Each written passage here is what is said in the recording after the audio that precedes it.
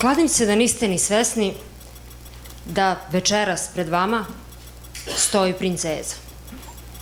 Prava, pravcata princeza glavom i bradom. Pre 5 godina moja tada 5-godišnja ćerka, opet nešto u znaku broja 5, bila je opsednuta crtanim filmom Zaleđeno kraljevstvo. Znate ono, Elza, Ana, evo godinama ih ima na svim dečijim majicama. Tako je i ona bila opsednuta. I jednog dana ležale smo nas dve i gledale smo Zaleđeno kraljevstvo kao za Boga i svaki dan. I ona ustane jednog trenutka i kaže: jao, mama, kako si ti lepa. Pa ti si prava princeza Elza. Ja je pogledam, onda pogledam ogledalo na zidu.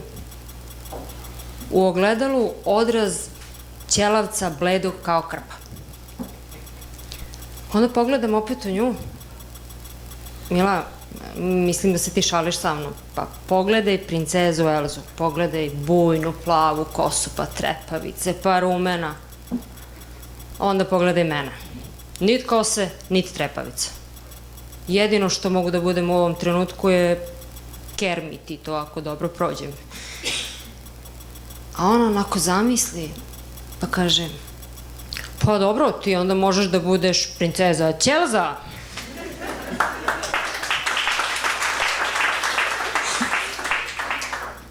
Ja tu zanemim. Ustanem polako, odem do toaleta, stanem ispred ogledala da raščistim sama sa sobom, dam sebi 2-3 vaspitne da se probudim i krenemo duboki razgovor moja ličnost i ja. I posle dugog razmatranja, razgovora, teških reči i po neke psovke, boga mi, jedno smo se usaglasile. A to je da je stanje trenutno takvo kakvo jeste. Da je rak trenutno deo mene, neodvojivi. I to je činjenica. Ali isto tako činjenica da radimo jedan protiv drugog. Činjenica je da sam ovog trenutka ja ovde. Nešto ne vidim rak.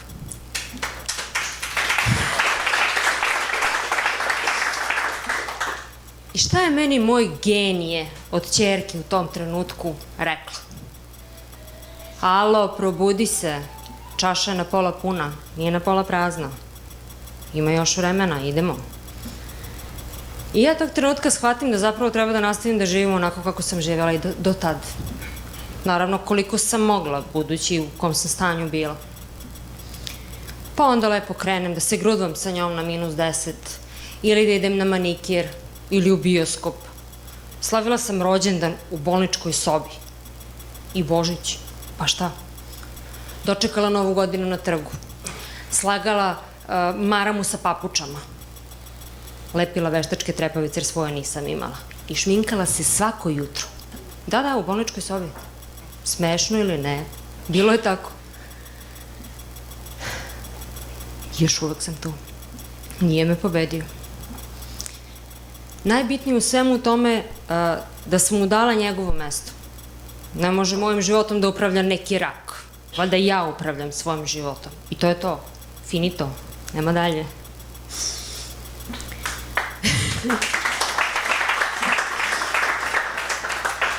Nedavno je jedna meni draga osoba, jedna osoba čiji rad jako cenim i generalno stav prema životu rekla jednu rečenicu koju tada nisam znala, mada me nekako podsvesno vodila. Da je najveći čovekov neprijatelj zapravo strah. On nas parališe. On nam oduzme sve što se može oduzeti. Uplašenim čovekom je najlakše manipulisati. A vidite, ja u tim trenucima nijednog trenutka nisam ni pomislila da možda mogu da, na primer, umrem.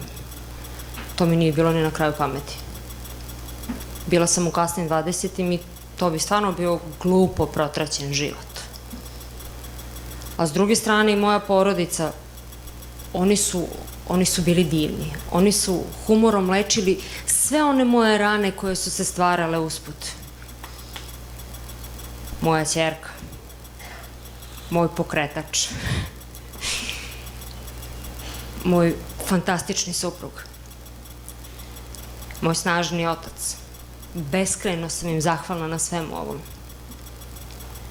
Znate, kod nas se vrlo često moglo čuti ko tebe šta pita, pa ti nemaš pravo glasa, vidiš da si ćelava. Ili, baš smo hteli da nazdravimo s tobom, ali izvini, nestalo citostatika. Ili moja ćerka koja je svirala bubnjeve po mojoj ćelavoj glavi. Pamtim još uvek da znaš.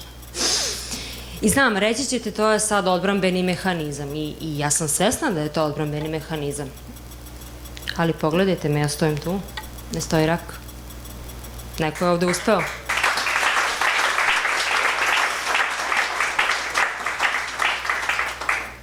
Htela bih sa vama sada na kraju da podelim jedan moto, jedan onako lep naslov, meni vrlo zvučan, a to je naslov naše ovogodišnje kampanje povodom Svetskog dana borbe protiv limfoma i glasi: život se živi, trenuci se pamte. Živite vaš život. Živite ga tako da je svaki dan čaša do pola puna, bez ikakvog razloga. Živite ga punim plućima. Živite ga kao da je poslednji. Trenuci ostaju lepi, ružni, nebitno, bit će tu ili ovde, po zasluzi. Ali život prolazi. Ovaj trenutak, sada, koji prolazi, nikad se više neće vratiti. Proživite vaš život. Živeli.